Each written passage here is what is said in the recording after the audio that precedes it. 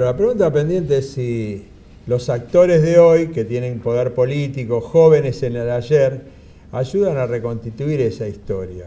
Bueno, un poco en el intervalo estábamos charlando y evidentemente hay algunos que colaboran mucho y hay otros que no tanto. ¿Es así? Claro, depende de qué lugar tengan en el esquema político. Si tienen un lugar muy central, por ejemplo, en el kirchnerismo, les cuesta asumir errores del pasado. Hacen una autocrítica general, nos equivocamos en esto, pero las autocríticas puntuales las dejan para más adelante, cuando quizás no tengan el poder que tienen o que aspiran a tener. Como quieren hacer política en el presente y quieren seguir, digamos, consideran que hacer una autocrítica del pasado los ponen en una situación de debilidad. Por el contrario, los que están fuera del poder, que serían ahora los exmilitares, yo los veo más proclives a hablar. Claro, pero ¿quién los escucha? Es una tensión. Me pasaba con un libro que estoy preparando antes del 14 de agosto, exmilitares y sectores afines pensaban que a la presidenta le iba a ir peor de lo que le fue.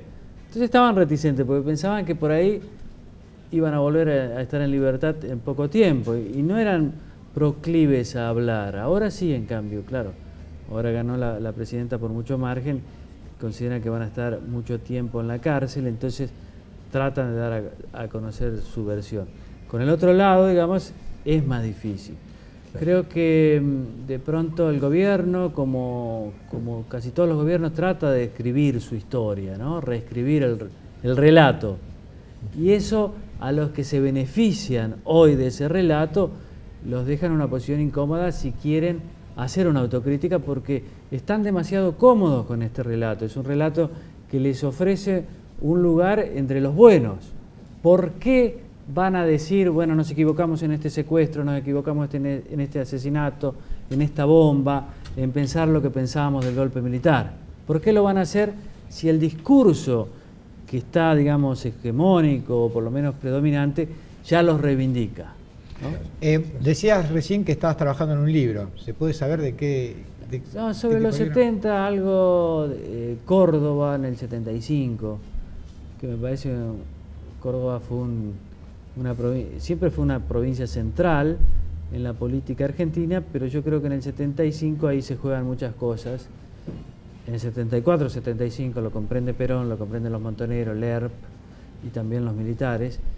Y estoy tratando de crear sí, con sindicalistas también en la clandestinidad, ¿no? Sindicalistas muy importantes, como Tosco en la clandestinidad. Y sindicalistas peronistas muy importantes también.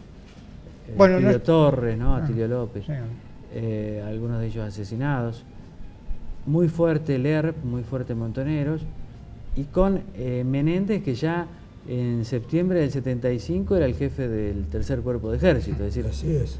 Pareciera como que en Córdoba se adelantan muchas cosas, y siempre ha tenido Córdoba esa situación en la historia, ¿no?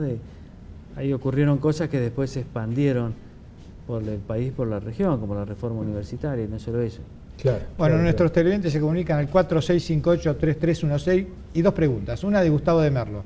¿Qué opina de los vínculos de los nazis con Perón? Y Carlos Ciudadela pregunta si tienen perdón los montoneros. Yo sobre los nazis y Perón no he estudiado el tema. Además, yo no soy historiador, soy un periodista que hace historia. Es decir, para mí es como escribir sobre el presente, solo que escribo sobre el pasado. Géneros nuevos, periodismo histórico. Entonces, así no se me enojan ni los historiadores profesionales ni los divulgadores profesionales también. Y sobre los montoneros, que es un tema que más me ha ocupado, yo creo que hay que comprender a montoneros y a los militares, a todos, en el contexto histórico. A mí me interesa, más que partir de si son perdonables o no, tratar de tomar hechos que atraigan al lector, el asesinato de Rucci, por ejemplo, el copamiento del regimiento en Formosa, pero después tratar de explicar el contexto ideológico, el clima de época. ¿Por qué, en ese sentido, tantos jóvenes tomaron las armas y pensaron que no valía la pena la democracia, los derechos humanos, el Estado de Derecho, sino que había que empujar las cosas a una revolución socialista? ¿Y por qué cuestionan a Perón? ¿Y por qué favorecen de alguna manera el golpe militar, pero no sin ánimo de condenar o no, porque yo creo que en este país hay muchos jueces, hay muchos fiscales, hay muchos policías, y creo que lo que el periodista tiene que hacer es ofrecer al lector los hechos y la información, acercar al lector a eso, para que el lector después tome su propia opinión. Obviamente yo tengo mi opinión, pero no en esos términos de si los actores merecen perdón o no. Para mí son actores de la historia y mi tarea es tratar de que ellos me cuenten las cosas, tratar de lograr información, de investigar, para acercárselo al lector. Entonces, para mí, lo que yo trato sobre Montonero, pero también sobre los militares, sobre el ERP y sobre hasta los grupos paramilitares, entenderlo. También tu mirada es una comprensión de la política. Sí, claro, yo creo que la política, me gusta comprenderlo así, explicar las características personales, las circunstancias. Muchas veces las personas son moldeadas por las circunstancias, a veces no, los caracteres se imponen, las relaciones personales, el poder, cómo circula, las ideas. Ceferino, el espíritu faccioso del ayer, que con las herramientas con las que se discutía el poder, que eran las armas, trajo una Argentina que sufrió una dictadura la más sangrienta de la historia de nuestra nación.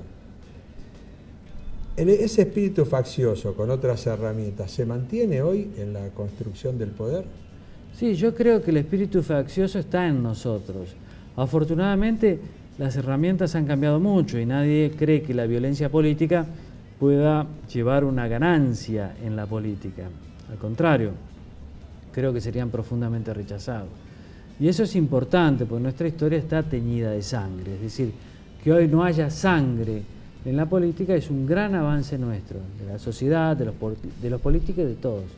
Ahora, el espíritu faccioso me parece que es muy notable, y lo notan nuestros hermanos, digamos, vecinos. Cuando Mujica, el presidente de Uruguay, viene y dice, los argentinos tienen que quererse más, yo creo que él nos entiende perfectamente.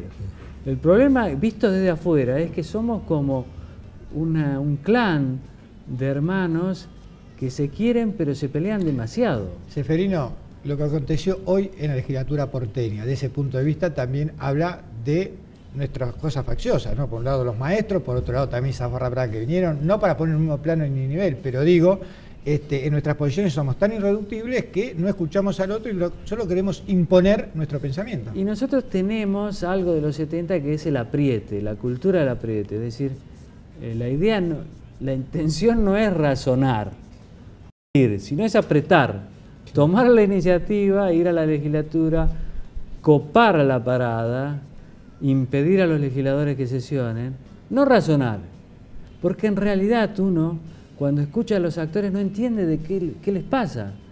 Yo, por ejemplo, el conflicto con los maestros, de los maestros, yo no lo entiendo bien, porque es como una junta de calificaciones, ¿no? No se entiende el desmadre que se ha provocado por eso. Yo entiendo el tema del salario, entiendo la currícula, entiendo los días de clase. Ahora, la junta de calificaciones que merezca 6 paros es terrible. Yo, por ejemplo, mi hija va al colegio privado. Yo, en esta época del año, o antes, siempre pienso, ¿no será mejor mandarlo al colegio estatal? Y siempre están los paros. Y yo creo que estos maestros no se dan cuenta que de esa manera lo que hacen es favorecer a la escuela privada. Totalmente. Y de alguna manera están conspirando contra su propia vocación. Entonces, pero eso es solo el caso de los maestros, también los manteros y aquellos. Es una cultura del apriete, ¿no? De la ocupación de un espacio para después a partir de eso negociar, presionar. Claro. Bueno, Ceferino, gracias por habernos acompañado hoy y seguramente este año, que va a ser un año de mucha discusión política, a pesar del triunfo inobjetable de la presidenta, te vamos a solicitar que nos acompañes otra vez. Por favor, con mucho gusto. Seguimos con cuestiones y contrapuntos.